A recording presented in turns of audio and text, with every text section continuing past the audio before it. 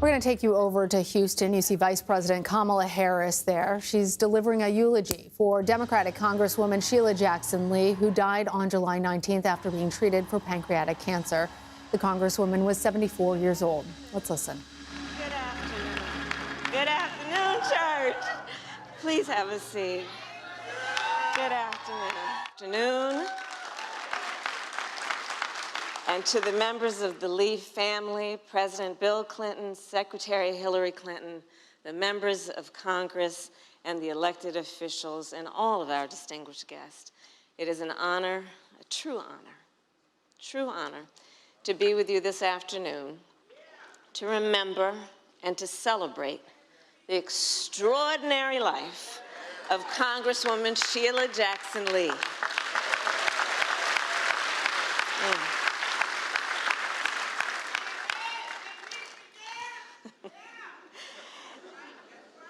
So Sheila Jackson Lee would want that we are focused on her right now. But I thank you. Sheila Jackson Lee, to know her was to know a true champion, a fierce champion for justice. Sheila Jackson Lee was a woman of deep faith and deep compassion. She was a proud member of our beloved Alpha Kappa Alpha Sorority Incorporated. And she was a dear, dear friend to my husband, Doug, and me. Over her career, as we all know, Sheila had many titles: judge, council member, congresswoman. And yet perhaps the titles she cherished the most were wife to Elwin, mother to Jason and Erica, and BB to Ellison and Roy. And so to the entire Lee family, Doug and my prayers are with you. It is not easy to lose a member of one's family who holds such an extraordinary place. Sheila was just a presence. She was a presence. And it is not easy, and I say to the family, when a loved one lives a life of public service, and so especially someone like Sheila Jackson Lee. And I want to thank the family on behalf of the people of our nation for your sacrifices and the work that you did to support her over these many, many years that allowed her to give so much to our country.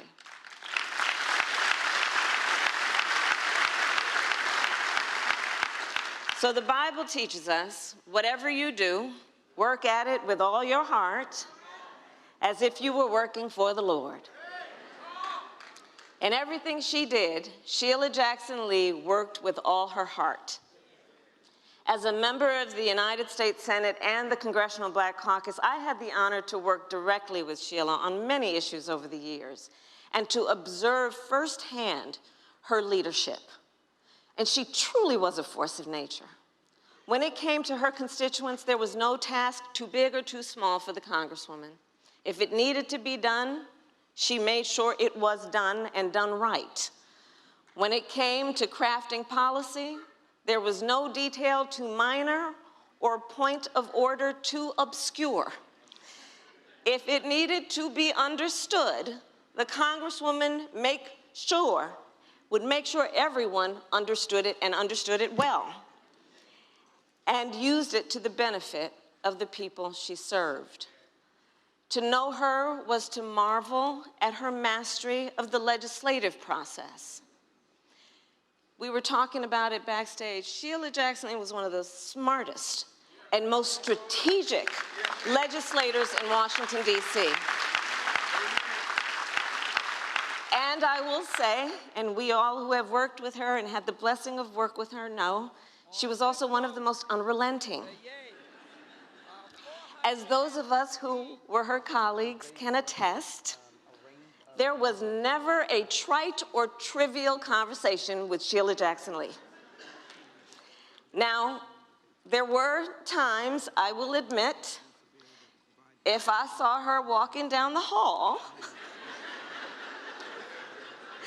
I would almost want to hide because I knew whatever else may be on my mind, Sheila Jackson Lee would require a very serious and specific conversation with you about what she had on her mind And then she would tell you exactly what she needed you to do to help her get it done. And Sheila Jackson Lee, that was her character. She never lost an opportunity to fight for the people she served. And her fight was born out of love. She had a big, big heart. Very few people have loved the people of Houston more than Sheila Jackson Lee.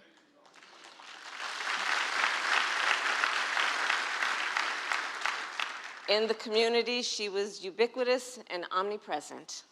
Whether it was the funerals and memorial services, or the birthday parties or block parties, she celebrated with the people. She mourned with the people. She stood with the people always.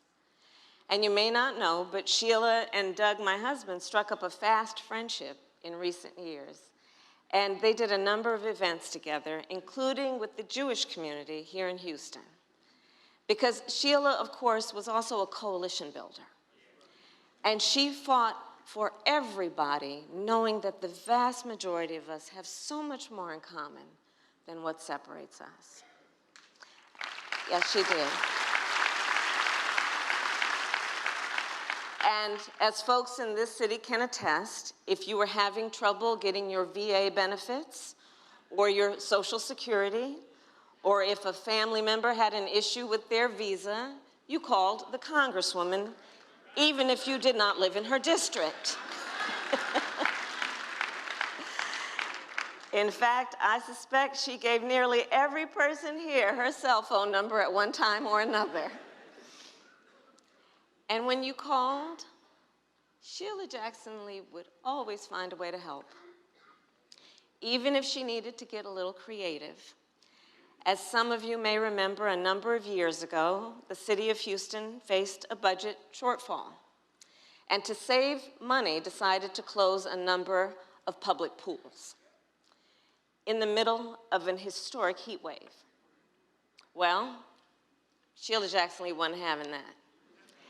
And so she called around, as the story goes, to business leaders across Houston and convinced them to donate more than $350,000, and those pools then stayed open all summer long.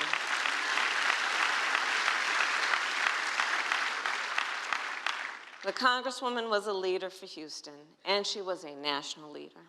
She was a national leader. She touched the lives of people all over our country.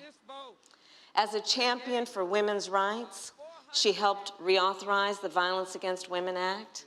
As a fighter for LGBTQ rights, her support helped repeal Don't Ask, Don't Tell.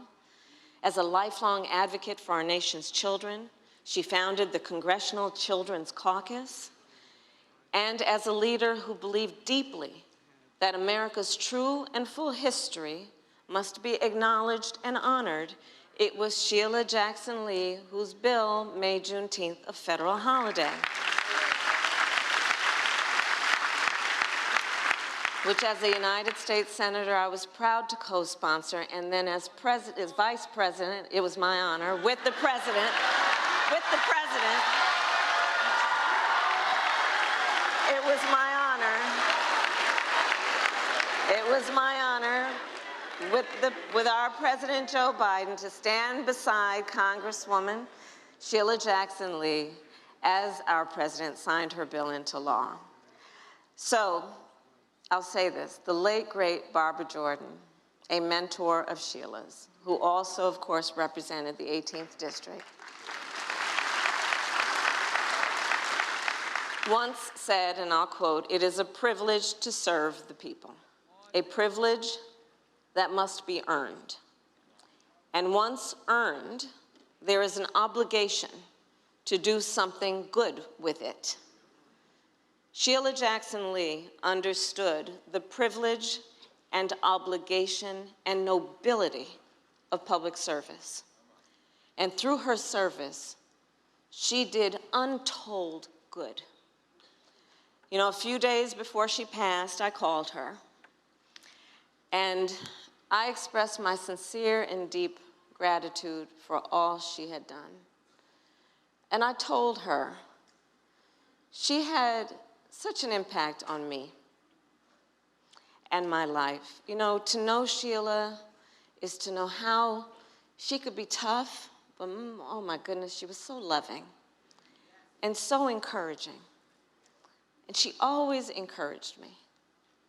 And so I called to thank her for that. I called to thank her for the impact she has had on so many people. I know all of us, and in particular all of us who have worked with her in Washington, have stories to tell. She was a force, but she never allowed anything to be mediocre. She always expected in all of us that we would rise to a point of excellence, knowing life was too short and there's too much to be done. And so I expressed to her my personal gratitude for her long-standing friendship and inspiration. And I thanked her for her courage and her conviction and her relentless focus on those who are too often left out and left behind, and her unwavering belief in the power that we each have to change our country for the better. So I will end with this.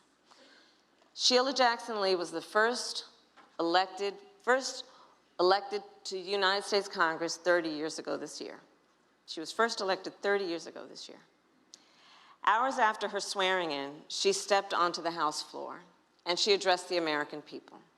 So new members of Congress have that moment where after they are elected, they will speak in the chamber to give a statement about what they intend to do with their time in Congress. And Sheila's words were simple, but very concise. She said, as members of Congress, we are here to make change. Sheila Jackson Lee was a change maker. She worked with all her heart to lift up the people of her city, of her state, and of our nation.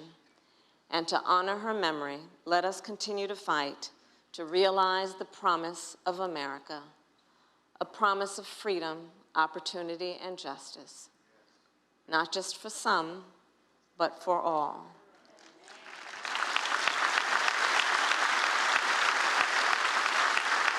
And Sheila, we are going to miss you dearly. We will carry your spirit with us every day in all the work that we have ahead. God bless the dear Congresswoman, Sheila Jackson Lee, and God bless the United States of America. Thank you all. Thank you.